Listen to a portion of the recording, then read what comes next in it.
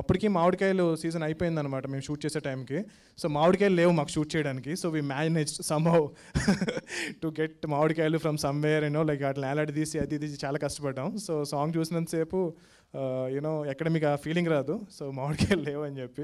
So Nagendra గారికి ఆ credit వెళ్తుంది. ఆ సాంగ్ అంత బాగా మాకు సెట్ వర్క్ అంతా చేశారు.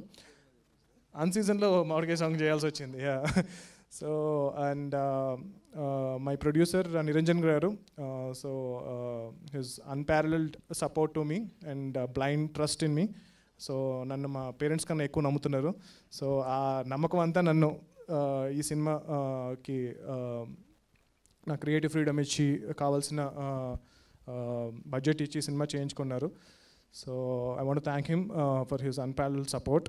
అండ్ దెన్ సాంగ్ సంబంధించి సింహ గారు. సో సింహ గారు చాలా మంచి లిరిక్స్ ఇచ్చారు. థ్యాంక్ యూ సో మచ్ సింహ గారు. చాలా త్వరగా మీరు డైరెక్టర్ అవ్వాలని చెప్పి కోరుకుంటున్నాను. అండ్ సాహితీ గారు, so he's done fantastic job.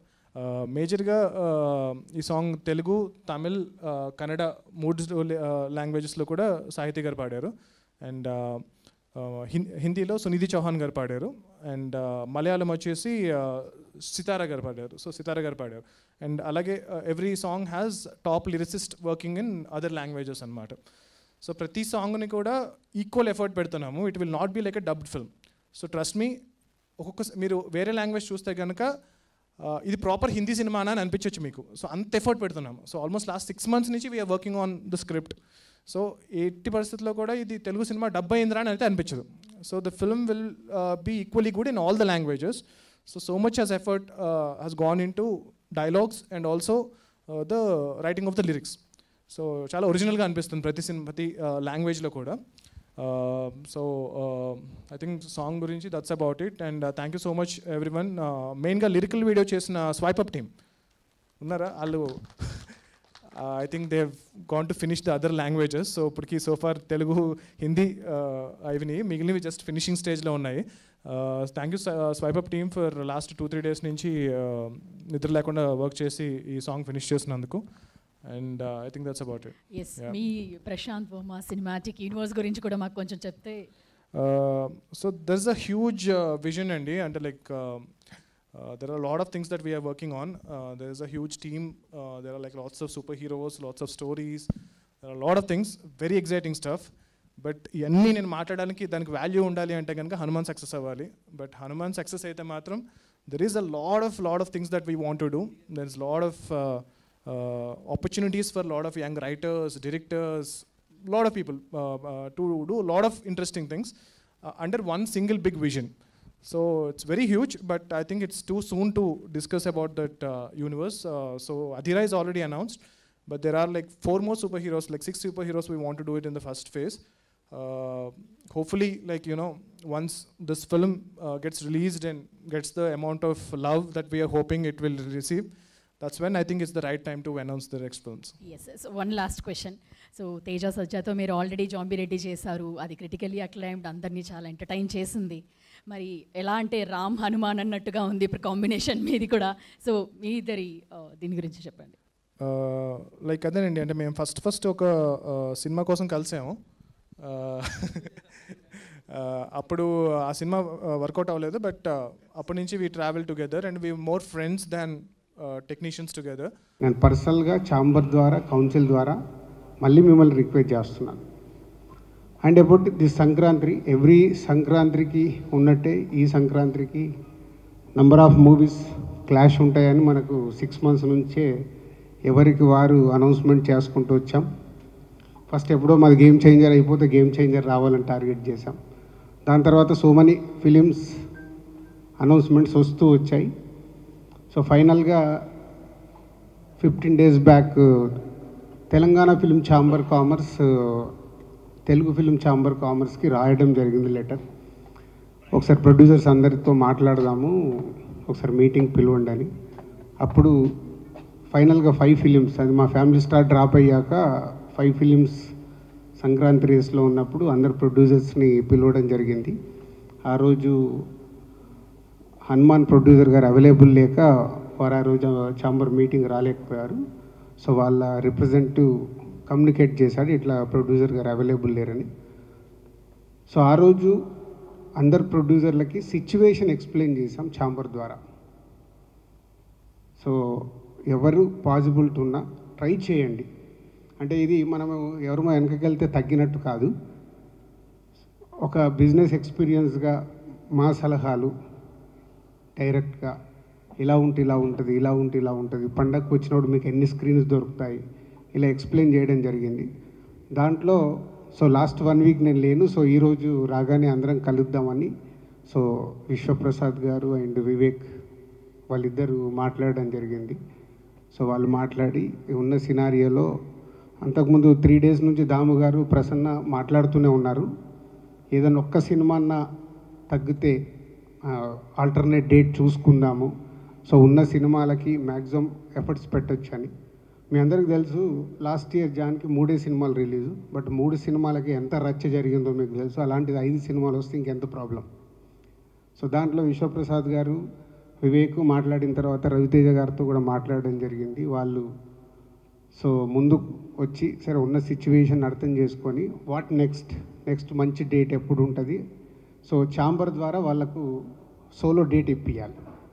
So ప్రొడ్యూసర్స్కి, ఆ సినిమాకి, హీరోకి అందరికీ బెస్ట్ రెవెన్యూ రావడానికి ఛాంబర్ ద్వారా ప్రయత్నం చేద్దామని మేమందరం కూర్చొని ఈరోజు నిర్ణయం తీసుకోవడం జరిగింది. ఫస్ట్ ముందు విశ్వప్రసాద్ గారికి, వివేక్ అండ్ రవితేజ గారికి thank you very much sir.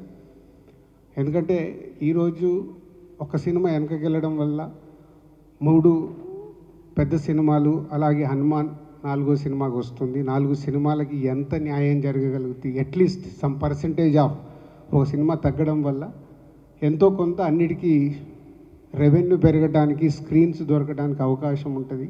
So దానికి వారికి ముందు వాళ్ళు ఈరోజు ఛాంబర్ అడిగినందుకు, కోఆపరేట్ చేస్తున్నందుకు వాళ్ళకు thank you very much. And ఇది ఒక మంచి పరిణామం. ఇంతకుముందు కూడా చాలా ఎఫర్ట్స్ పెట్టి చేస్తూ ఉన్నాం. అప్పుడప్పుడు ఇలా అవకాశాలు దొరుకుతాయి, అప్పుడప్పుడు అవకాశాలు దొరకవు. సో ఈసారి అవకాశం దొరికినందుకు వారందరికీ థ్యాంక్ యూ. అండ్ ఫర్దర్గా నెక్స్ట్ 4 ఫిలిమ్స్, సో మహేష్ గారిది, అలాగే వెంకటేష్ గారు, నాగార్జున గారు అండ్ హనుమాన్. సో వీటికి సంబంధించి ఫర్దర్గా సార్ట్అవుట్ అవుతూ ఉంటాయి.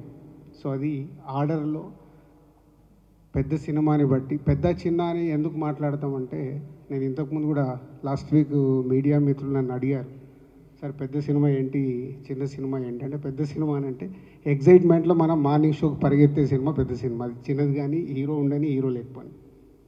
సో అలా చూసినప్పుడు మహేష్ గారి సినిమాకి ఎక్కువ స్క్రీన్స్ వెళ్తాయి. సో తర్వాత వెంకటేష్ గారు, నాగార్జున గారు, సో వారు ఇద్దరు సంక్రాంతికి వస్తున్నారు, సో వారికి వెళ్తాయి.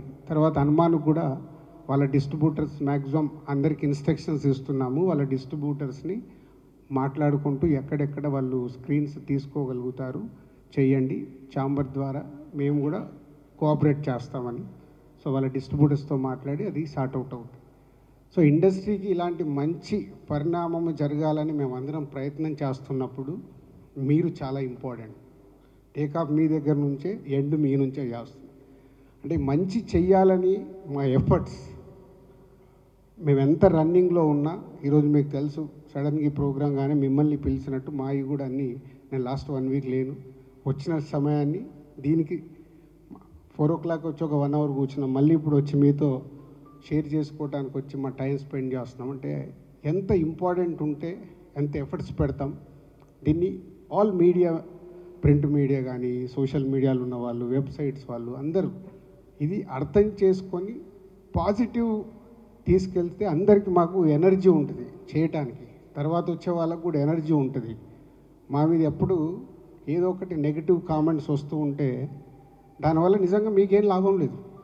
మనం హీరోలను చూసి, హీరోయిజాన్ని చూసి, సినిమా మొత్తం టోటల్గా క్యాస్టింగ్లు చూసి సినిమా డిఆర్లు ఇవ్వండి, తప్పలేదు, నేనేం కాదని చెప్పట్లేదు. బడ్జెట్ చూసి పెట్టండి, మా బడ్జెట్ ఎంత, మన సినిమా ఎంత, అలా చూసుకునేటట్టయితే మరి హనుమాన్ కూడా ఎన్ని కోట్ల బడ్జెట్ ఉంది, చిన్న సినిమా ఎలాగవుతుంది, కాదు కదా. కనుక నేనేమంటానంటే, మీకు 12వ తారీఖు సినిమా రిలీజ్ అయింది, గుంటూరు కారం, ఎస్ హనుమాన్ 2 సినిమాలు రిలీజ్ ఉన్నాయి. గుంటూరు కారంకి 80% ఇవ్వండి, లేకపోతే 70% ఇవ్వండి, 30% 20% వీళ్ళకి డిఆర్లు ఇవ్వండి.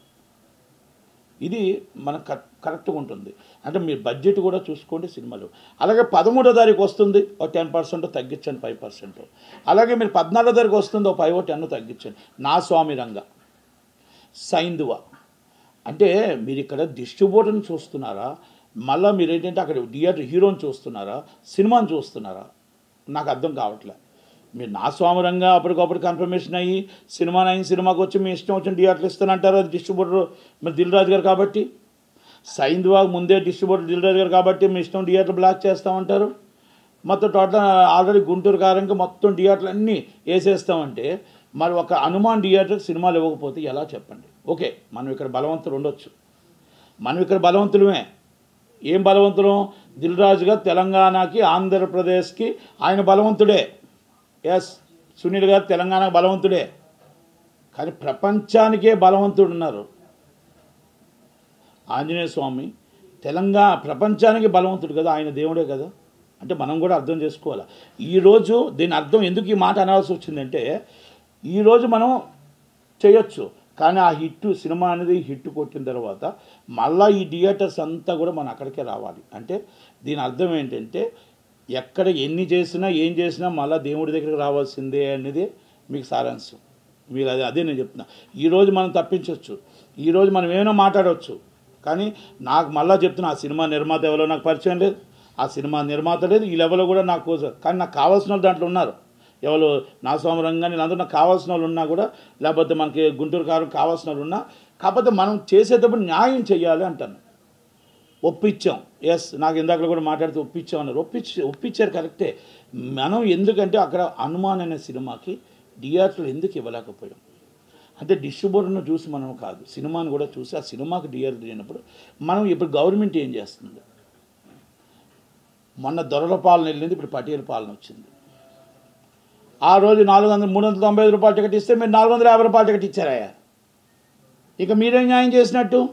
పేదల పాలన, ప్రజల పాలన, ప్రజా దర్బార్ అన్న మీరు